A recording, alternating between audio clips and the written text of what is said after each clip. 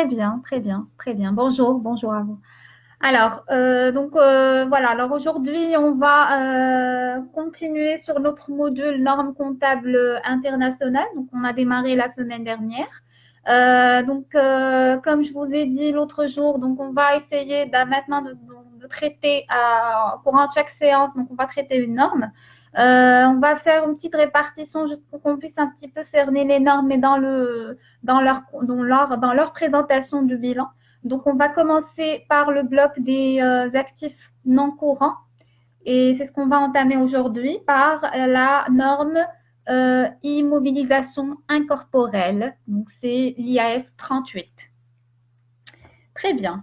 Alors, on va voir ce que nous dit la norme. Donc, en termes de critères de définition, en termes aussi de critères de comptabilisation initiale, c'est-à-dire à la date d'entrée, et aussi de comptabilisation postérieure, donc sur les exercices qui suivent.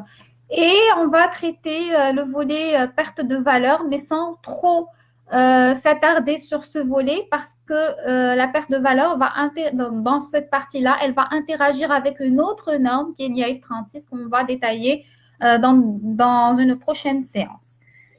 Alors, on commence par la définition d'une immobilisation incorporelle. Donc, une immobilisation incorporelle est avant tout un actif. Alors, et quand on dit actif, actif, c'est une ressource qui est contrôlée par l'entreprise du fait d'événements passés et aussi qui génère des avantages économiques futurs.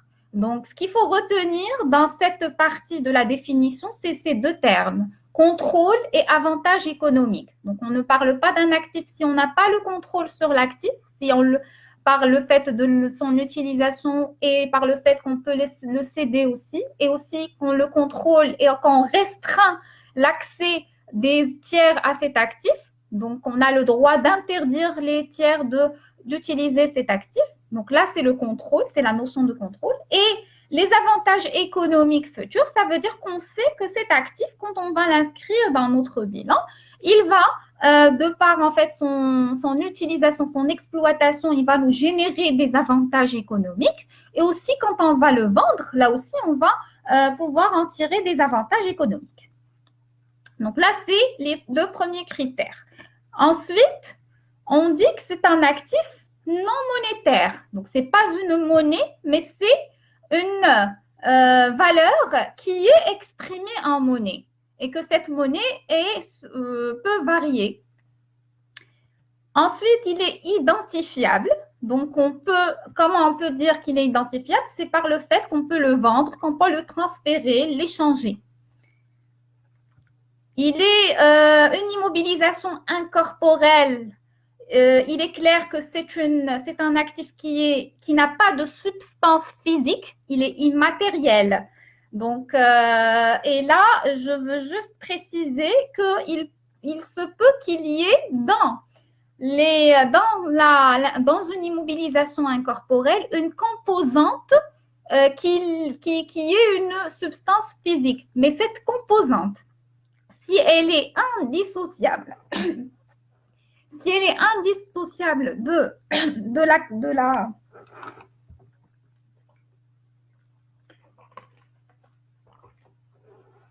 donc si elle est indissociable de l'immobilisation incorporelle, et ben dans ce cas-là, elle va être traitée comme étant une composante et même si elle a une substance physique, elle va être intégrée dans l'immobilisation incorporelle. Donc là, je cite l'exemple d'un CD qui est donné avec un logiciel et donc le CD, il a une substance physique, mais il est indispensable pour l'utilisation de ce logiciel. Donc, on ne peut pas le dissocier du logiciel. Et donc, même s'il a cette substance physique, même s'il est matériel, il va être considéré comme étant une composante de l'immobilisation incorporelle. Et enfin, donc, tout actif, donc, il est détenu en vue de son utilisation par l'entreprise ou aussi pour le vendre ou pour le louer. Donc, en récapitulant, donc, une immobilisation incorporelle est un actif non monétaire, identifiable, sans substance physique et qui est détenu en vue de son utilisation par l'entreprise. Très bien. Alors, de là, on va passer aux critères de comptabilisation initiale. Donc, ce qu'on va retenir, c'est deux conditions qu'on doit toujours vérifier, donc sur lesquelles on va travailler. Donc, la première condition, pour pouvoir comptabiliser un actif ou un élément en tant qu'immobilisation incorporelle, c'est qu'il soit probable que les avantages économiques futurs iront à l'entreprise. Donc, il faut qu'il soit probable que cet actif générera des avantages économiques futurs et que le coût soit évalué de façon fiable. Donc, deux conditions doivent être remplies. Si elles le sont, eh ben, on va pouvoir donc comptabiliser l'élément en tant qu'immobilisation incorporelle. Si ce n'est pas le cas, généralement, c'est une charge. D'accord. Donc là, comme donc je viens de dire, donc il faut toujours vérifier ces deux conditions, les avantages économiques et la mesure du coût de façon fiable. Et donc là, on va revenir à ces deux conditions à chaque fois qu'on va donc qu'on a une immobilisation incorporelle qui est acquise. Maintenant, il y a plusieurs modes d'acquisition. Et donc, on peut acquérir une immobilisation incorporelle dans le cadre séparément, donc un achat, on fait un achat donc d'une immobilisation incorporelle, donc c'est une acquisition, c'est ce qu'on appelle une acquisition séparée. On peut la générer en interne, donc c'est pas une acquisition, mais c'est un processus qui s'est développé en interne. Une création qui d'une immobilisation, donc d'une marque ou d'un logiciel qui a été créé en interne, soit une acquisition dans le cadre d'un regroupement d'entreprises ou aussi à travers un échange d'actifs ou une acquisition qui peut se faire par le biais d'une subvention. Donc là, on a 5 modes d'acquisition qui peuvent se présenter. Et donc, qu'est-ce qu'on va faire? Donc, on va essayer d'analyser pour chaque mode d'acquisition. Est-ce qu'on va comptabiliser l'élément en actif, en immobilisation incorporelle ou pas, selon les deux critères qu'on vient de voir. Très bien. Alors, on va commencer par le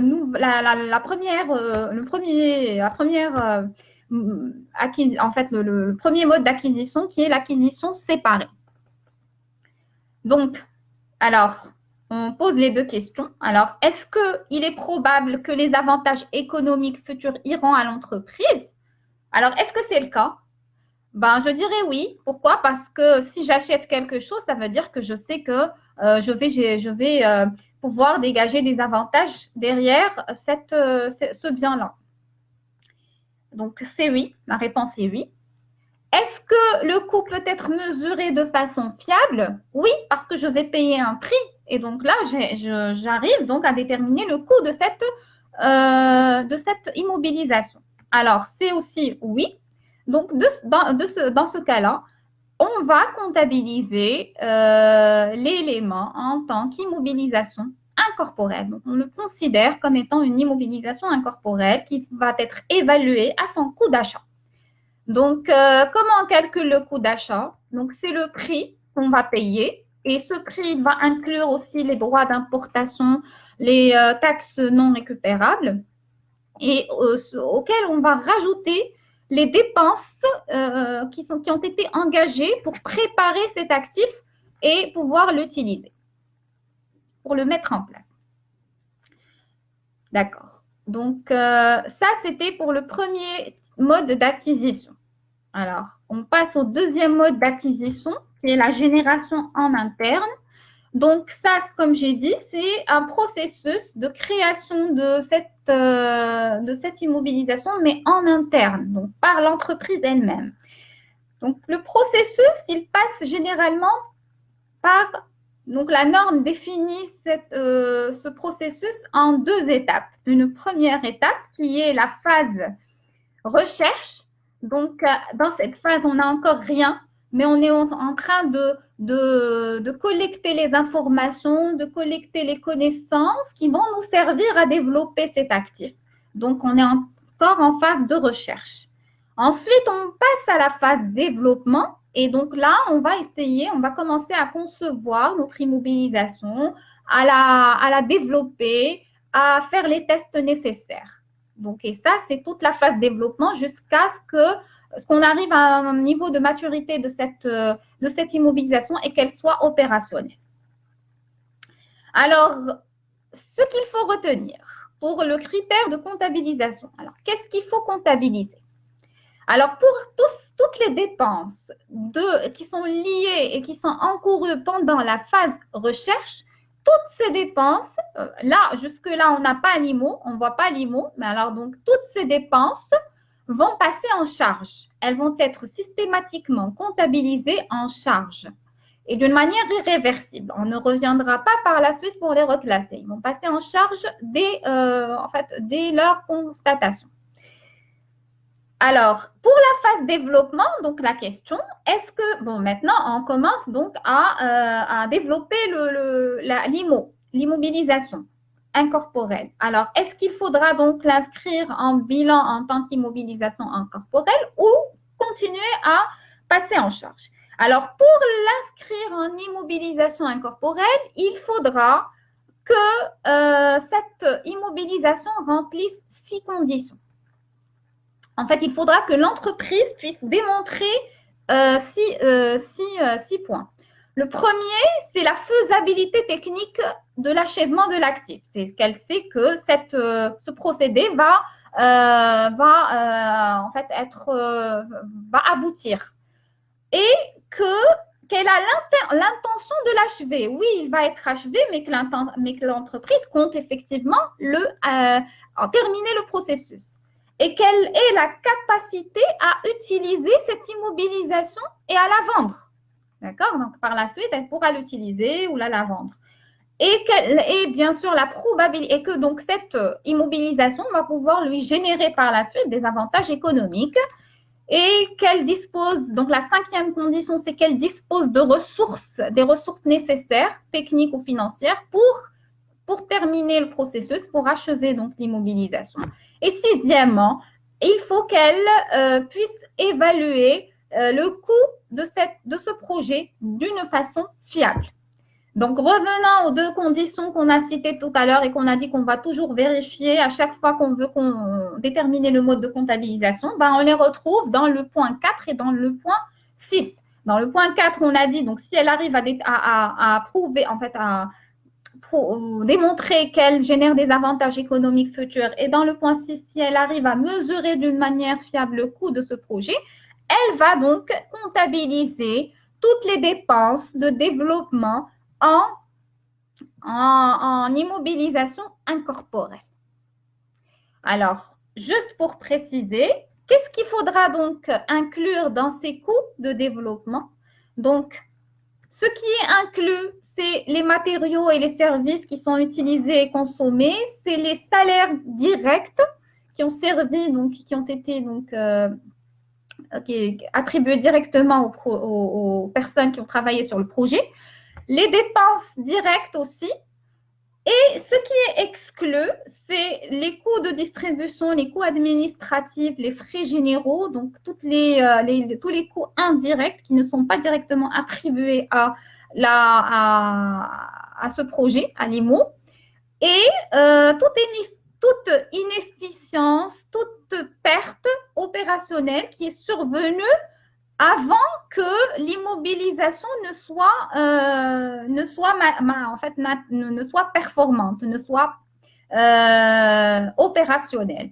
Et donc, on ne va pas impacter les tests. Donc, c'est normal qu'il y ait des inefficiences au début. Donc, on va tester, on va voir qu'il y a encore des choses donc à régler. Donc, ça va engager peut-être des pertes. Ces pertes, ce n'est pas la peine qu'on les intègre à l'IMO, qu'on les impute sur le coût de l'immobilisation, parce qu'elle n'a pas encore, donc elle n'est pas encore opérationnelle, elle n'a pas encore en fait, on n'a pas encore commencé l'utilisation. Et donc, on passera ça en charge. On ne va pas l'intégrer dans le coût de l'IMO. Et ensuite, ce qu'il faut préciser aussi, c'est que toutes les dépenses de formation du personnel qui a contribué donc au développement de cette immobilisation ne sera pas inclus dans le coût de cette phase de développement, dans le coût de cette immobilisation. Est-ce que c'est clair? Est-ce que c'est clair? Est-ce qu'il y a des questions? Là, j'étais en train juste de voir mes diapos, donc j'ai pas vu les commentaires. Voilà, en tout cas, il n'y a pas de questions. Alors, ensuite, donc, on passe au troisième mode d'acquisition, qui est donc une acquisition dans le cadre d'un regroupement d'entreprises. Donc, pour les personnes qui ont suivi donc, les cours depuis les premières séances, donc on a eu une séance qui traite donc le regroupement d'entreprises selon IFRS 3. Alors, cette partie-là va nous rappeler un petit peu ce qu'on avait dit à propos de cette partie-là, de ce volet-là. Alors, c'est-à-dire un regroupement d'entreprises, donc c'est quand on va faire une acquisition d'une société. Donc, quand on va faire une acquisition d'une société, donc on va devoir transférer ses actifs et récupérer ses actifs. Alors, parmi ces actifs, il se peut qu'il y ait des immobilisations incorporelles. Donc, après, il faut voir est-ce qu'effectivement, on va les intégrer dans notre bilan en tant qu'immobilisation incorporelle. Alors, il faut revenir toujours aux deux conditions qu'on est toujours en train d'analyser. Donc, la première, est-ce qu'il est probable que les avantages économiques futurs iront à l'entreprise suite à cette acquisition, à ce regroupement? Ben oui, parce que généralement, donc ce critère, on dit qu'il est toujours donc répété, rempli dans le cadre d'un regroupement d'entreprises. Quand on fait quand on fait le choix d'acquérir une société, c'est parce qu'on sait que ses actifs, donc tout ce qui va être apporté dans ce regroupement, va générer des avantages économiques pour la société qui achète. Ensuite, est-ce que le coût va pouvoir être évalué d'une façon fiable?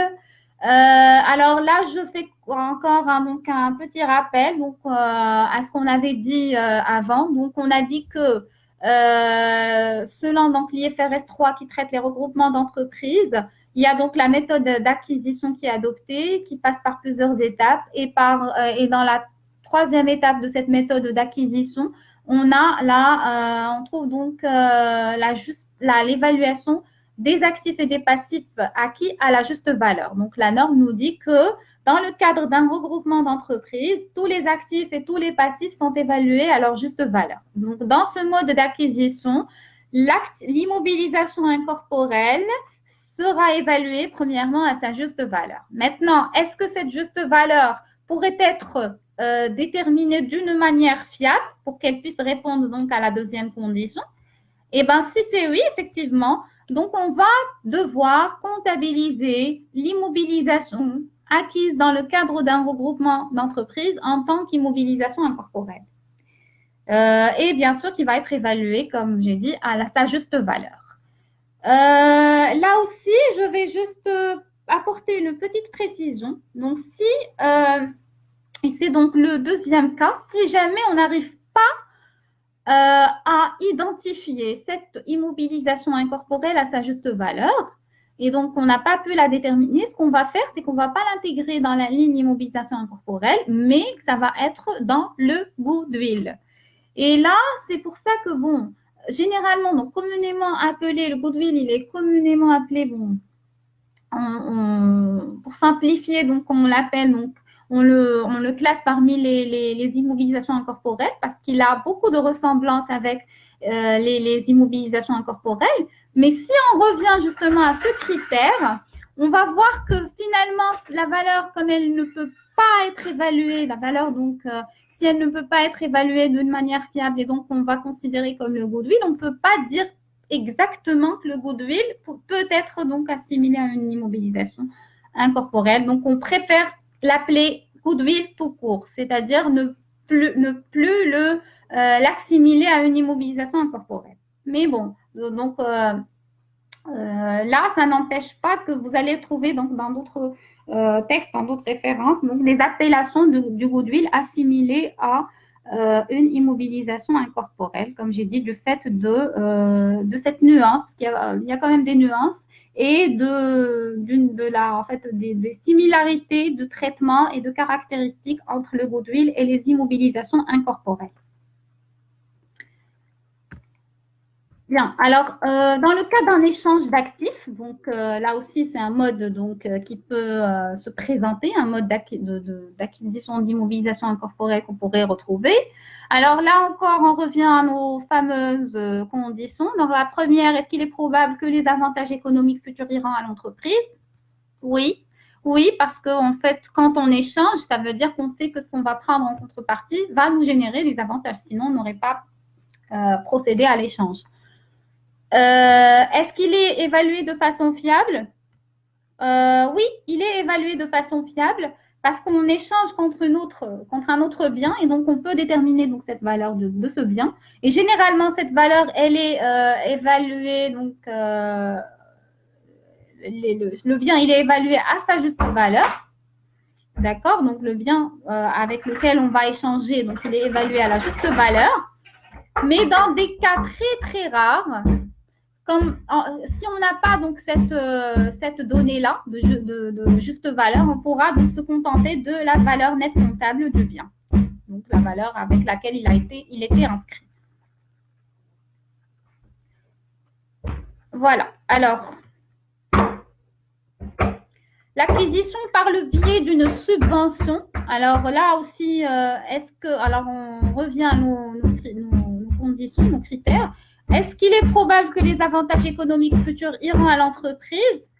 Oui, oui, parce que en fait, on va prendre un bien, donc généralement qui va nous générer des avantages économiques. Est-ce qu'il est évalué d'une façon fiable? Ben oui, il va être évalué d'une façon fiable parce que il y a donc différents modes d'évaluation. Donc, soit qu'on va donc devoir évaluer la juste valeur de cette immobilisation qu'on va mettre en actif et aussi la juste valeur de la subvention qu'on va mettre au passif. Ou sinon, parce que les normes IFRS nous autorisent la compensation, et ben dans ce cas-là, on peut aussi procéder par différence et donc comptabiliser la différence des justes valeurs en actifs.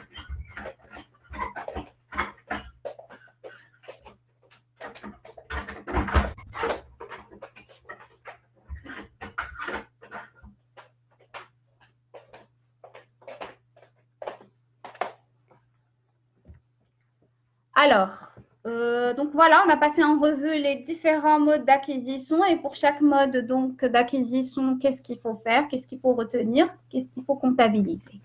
Maintenant, donc on passe. Donc là, c'est la comptabilisation initiale. Donc maintenant, si cet actif, donc il est effectivement inscrit à sa date d'entrée donc à l'actif. Après, il faudra qu'on l'évalue. Donc, dans les exercices qui suivent, il faudra donc qu'on procède à des comptabilisations postérieures. Alors, dans ce cas-là, il y a deux types de traitements qui sont possibles, deux types de méthodes qui sont donc proposées par cette norme.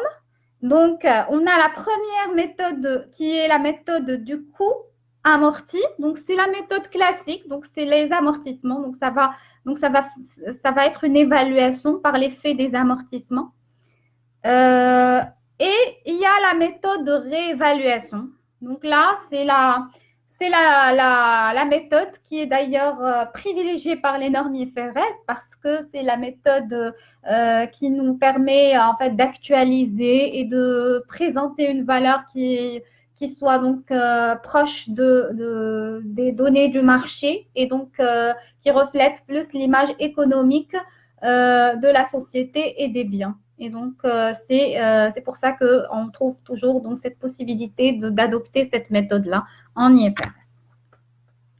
Très bien. Alors, on va voir un petit peu qu'est-ce qu'on doit faire donc, dans chacune de ces méthodes. Alors, si on opte pour la première méthode, qui est la méthode du coût amorti, donc c'est le coût de l'immobilisation qu'on a inscrit dans notre bilan, qui va être diminué progressivement donc, par les amortissements et les pertes de valeur d'un exercice à l'autre, selon le plan d'amortissement qui va être adopté. Alors, si on dit amortissement, et donc si on dit plan d'amortissement, il faut avoir donc une donnée qui est la durée. Donc, ça suppose que cette immobilisation incorporelle a une durée de vie déterminée. Et donc, c'est sur cette durée de vie déterminée qu'on va appliquer notre amortissement. D'accord? Donc, finalement, les immobilisations incorporelles qui peuvent être amorties sont les immobilisations incorporelles qui ont une durée de vie déterminée. Et à côté de cet amortissement, la norme nous dit aussi qu'il se peut qu'il y ait une dégradation aussi de l'immobilisation et qui va faire que la VNC devra être dépréciée. Et c'est ce que nous apportent donc les IFRS et ce qui est traité pas uniquement dans la norme IAS 38, mais aussi dans la norme de dépréciation d'actifs IAS 36, c'est les processus de dépréciation. Donc, qu'est-ce qu'elle nous dit donc, par rapport à cette partie-là des immobilisations incorporelles à durée de vie déterminée? La norme nous dit que si on constate des indices de perte de valeur, ça veut dire des indices qui nous montrent que la valeur du bien est dégradée, il faut qu'on déroule des tests de dépréciation. Autrement dit, il faut qu'on valorise cette dépréciation à sa valeur, recouvrable. Bon, de toutes les façons, c'est ce qu'on va voir après en détail dans la norme IAS 36. Et si jamais il se trouve que la valeur donc, de cette immobilisation est inférieure à sa valeur nette comptable, donc à sa valeur sa valeur historique et diminuée des amortissements, si encore il faudra déprécier, eh ben, il faut passer une provision donc, pour dépréciation à côté des amortissements. Donc là, c'est par rapport donc à la catégorie des immobilisations à durée de vie déterminée. Alors maintenant, si on a une immobilisation mais incorporelle à laquelle on ne pourra pas donc déterminer une durée de vie. Donc c'est ce qu'on appelle, donc c'est ce qui rentre dans la catégorie des immobilisations incorporelles à durée indéterminée. Et aussi, c'est le goodwill aussi. Le goodwill aussi, donc il rentre dans cette catégorie-là. Ben, dans ce cas-là, s'il n'y a pas de durée de vie déterminée et donc il n'y aura pas d'amortissement à passer. Et donc, c'est la règle, justement. Donc, toutes les immobilisations incorporelles à durée de vie indéterminée et aussi le goodwill ne sont jamais amortis en IFRS. Donc là, ce qu'il faut retenir comme règle, donc jamais d'amortissement sur les immobilisations incorporelles à durée de vie indéterminée, aussi sur le goodwill. Le goodwill n'est jamais amorti. Donc, s'il n'est pas amorti, si cette immobilisation incorporelle à durée de vie indéterminée n'est pas amortie, alors qu'est-ce qu'il faut faire? Il faut systématiquement dérouler des tests de dépréciation pour voir s'il y a lieu de déprécier. C'est donc le seul moyen qu'on a, c'est de passer au moins une fois par année un test de dépréciation et voir s'il y a donc une provision pour dépréciation à comptabiliser. Et voilà. Et donc, ce test, il est systématique, même en l'absence d'indice de perte de valeur. Jusque-là, c'est ce que dit la norme. Après, on ne sait pas, peut-être qu'il y a des sujets de débat maintenant qui sont en cours. Peut-être qu'il y aura des amendements par rapport à cette norme dans le futur. Mais jusqu'à présent, on retient que les immobilisations incorporées à durée de vie indéterminée et le goodwill ne sont jamais amortis. Par contre, il faut passer systématiquement des tests de dépréciation au moins une fois par année, même en l'absence d'indice de perte de valeur. Donc, le deuxième traitement, c'est la réévaluation. Donc là, c'est comme si donc on va essayer d'ajuster au fur et à mesure la juste valeur de cette immobilisation. Donc on va, ça sera donc le montant réévalué, mais on ne va pas prendre en considération les amortissements. Donc, il va diminuer des amortissements. Donc on va ignorer tout ce qui est amortissement et tout ce qui est VNC. Et on va se concentrer sur la juste valeur qu'on va essayer d'ajuster d'une année à l'autre. Donc cela suppose qu'il faut qu'il y ait un marché actif parce qu'il faut qu'on retienne une valeur à cette immobilisation.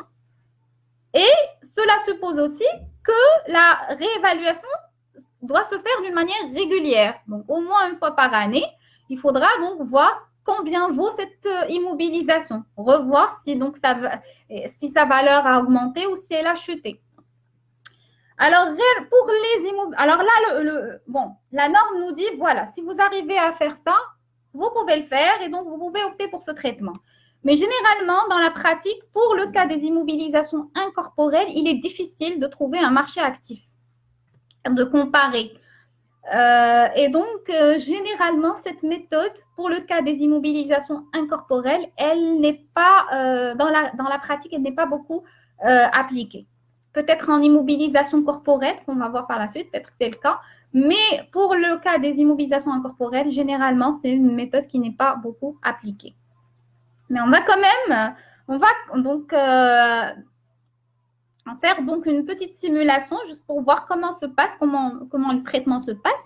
Donc, si par exemple, on prend une immobilisation qui a été évaluée à la date N de 100, on viendra aussi, alors en N plus 1, on va refaire l'évaluation et on va trouver que sa valeur a chuté, elle est maintenant de 80.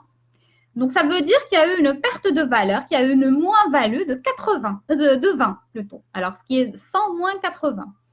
Comment on va comptabiliser? Donc, finalement, c'est cette juste valeur qui va être comptabilisée, soit par le biais, donc ça veut dire qu'on va diminuer déjà la valeur de l'actif de 20, en contrepartie soit du résultat. Donc, si c'est la première fois qu'on va passer dans cette variation, ou si jamais on avait déjà une augmentation qui est passée en capitaux propres relative donc à ce bien, donc on va l'imputer sur cette augmentation et donc ça va être en contrepartie des capitaux propres. Si l'année suivante, en N plus 2, la valeur est passée donc de 80 à 90, donc on a encore donc ça, on a repris, donc on a récupéré un petit peu et donc on a une plus-value de 10. Donc, de 80, on est passé à 90. Donc, on a une plus-value de 10 qui est constatée en N plus 2. Donc, elle va augmenter donc la valeur, elle va ajuster la valeur de l'immobilisation pour la ramener à 90. En même temps, on va donc passer donc en contrepartie des capitaux propres. Ou sinon, si on avait donc une diminution avant qui est passée en résultat, donc on va passer cette augmentation en résultat. Est-ce que c'est clair? Donc là, c'est le principe de la méthode de réévaluation. Très bien. Alors, voilà. Donc là, après, donc, on passe au volet perte de valeur. Donc, comme j'ai dit, c'est un volet qui va être... il concerne donc les immo incorporels et aussi d'autres immobilisations et qui est traité en détail dans la norme IAS 36, dépréciation d'actifs. Là, on a quand même donc abordé ce point, mais on va le détailler dans la séance consacrée à l'IAS 36. Alors, donc voilà, donc ce que nous dit la norme, c'est qu'il faut réaliser des tests de dépréciation, comme on a vu, donc soit obligatoirement, soit pas obligatoirement, selon donc la durée de vie de l'IMO et donc voilà, comme on a dit systématiquement, pour les immobilisations à durée de vie indéterminée pour le goodwill, il faut dérouler des tests de dépréciation au moins une fois par année. Voilà, donc on va conclure avec un petit exercice, juste pour donner quelques exemples, quelques illustrations pour le cas, en fait, pour les critères de définition et les critères de comptabilisation qu'on a vus. On va voir un petit cas d'application. Alors là, on nous demande de répondre par vrai ou faux. Donc, est-ce que le traitement est correct ou pas? Alors, première question. En IFRS, les frais d'établissement constituent toujours des charges. Donc, d'après les critères de définition qu'on a vus tout à l'heure, est-ce qu'on peut considérer que les frais d'établissement ou les frais de toutes les non-valeurs, de toutes les façons, pas uniquement les frais d'établissement, est-ce qu'on peut les considérer comme étant des immobilisations incorporelles? Non. Alors, ils sont effectivement considérés, ils sont comptabilisés en charge. En IFRS, les frais d'établissement et les non-valeurs sont comptabilisés en charge et pas en immobilisation incorporelle. Pour la simple raison que le critère du fait que cette immobilisation va générer des avantages économiques futurs n'est pas rempli. Parce que les frais de constitution ou les frais donc, préliminaires, par exemple, ils sont engagés, mais si on les immobilise, ça ne veut pas dire qu'ils vont nous générer des avantages, ils ne vont rien nous générer, c'est juste des dépenses qu'on a étalées. D'accord? Et donc, en IFRS, vu que ce n'est pas un actif qui va générer des avantages économiques futurs, donc on ne peut pas le considérer comme étant un actif incorporel, et donc il faut le reclasser systématiquement en charge. On n'est pas en charge. Et le retraitement, donc bien sûr, consiste à reclasser en charge, mais en même temps d'annuler l'amortissement qui est passé dans nos comptes. Il ne s'agit plus d'immobilisation.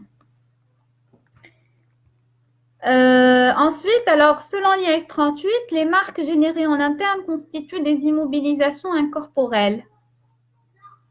Donc là, c'est une règle générale. Les marques qui sont générées en interne ne sont pas considérées comme des immobilisations incorporelles. Elles sont comptabilisées en charge. Parce que si cette marque est générée en interne, on a une difficulté à déterminer son coût, sa valeur. Et donc, s'il n'y a pas, donc si on n'arrive pas à mesurer le coût de façon fiable, ça veut dire que cette condition n'est pas remplie et donc on ne peut pas comptabiliser en immobilisation incorporelle. Les principes de dépréciation selon IAS 36 s'appliquent aux immobilisations incorporelles. Plutôt ne s'applique pas aux immobilisations incorporelles. C'est faux, comme on l'a vu. Donc, la norme IAS 36 s'applique aux immobilisations incorporelles. Une marque acquise lors d'un regroupement d'entreprises ne peut jamais être amortie. Alors là, premièrement, il faut d'abord considérer et voir est-ce que cette marque va figurer parmi les immobilisations incorporelles ou pas. Alors, comme on a dit, la marque, donc, elle va bien sûr donc, nous générer des avantages économiques, certes, et aussi, si c'est dans le cadre d'un regroupement d'entreprises, c'est qu'on l'a achetée, donc qu'on l'a acquise, et donc on a pu déterminer sa valeur. Et voilà, donc dans ce cas-là, on peut mesurer son coût de façon fiable, et donc on va la passer. Comme ce n'est pas une marque qui est générée en interne, mais qui est acquise lors d'un regroupement d'entreprises, on va la comptabiliser en immobilisation incorporelle. Maintenant, est-ce qu'elle est amortie ou pas? Ça, la réponse, ça va être selon le fait que est-ce qu'on peut déterminer une durée de vie pour cette marque ou pas? Si on arrive à déterminer une durée de vie à attribuer une durée de vie à cette marque, et ben dans ce cas-là, on pourra l'amortir. Si ce n'est pas le cas, on ne va pas l'amortir. Donc, dire que ne peut jamais être amorti, c'est faux. Bon, c'est selon les cas. Alors, la société a comptabilisé en immobilisation incorporelle des frais de formation aux techniques de vente de l'équipe commerciale. Donc, comme on a dit, dans le processus, dans la phase développement, ce qu'il faut inclure, ce qu'il faut passer, en fait, inclure dans le coût de l'immobilisation générée en interne, dans la phase développement, c'est, en fait, ce qu'il ne faut pas inclure, c'est, parmi les coûts qu'il ne faut pas inclure, c'est les frais de formation du personnel. Alors, si on essaie d'expliquer pourquoi, la raison pour laquelle, en fait, il ne faut pas intégrer ces coûts, parce que si on forme un personnel, ce personnel peut quitter à tout moment l'entreprise et donc on ne pourra plus bénéficier des avantages derrière cette formation et derrière ces compétences. Premièrement. Deuxièmement, il n'est pas contrôlé. Donc, du moment qu'on sait que le personnel peut quitter, donc on n'a pas le contrôle sur ces compétences-là, et donc on ne pourra pas les intégrer dans le coût de l'immobilisation incorporelle. Et donc voilà, la société, donc c'est faux, c'est-à-dire que la société elle ne peut pas comptabiliser les frais de formation de cette équipe commerciale en immobilisation incorporelle. Très bien, donc c'était tout pour aujourd'hui, pour cette partie, pour ce cours-là concernant les immobilisations incorporelles. La prochaine fois, donc, ça va être donc une nouvelle norme. Donc, voilà. Donc, merci pour votre attention et à la semaine prochaine, Inch'Allah.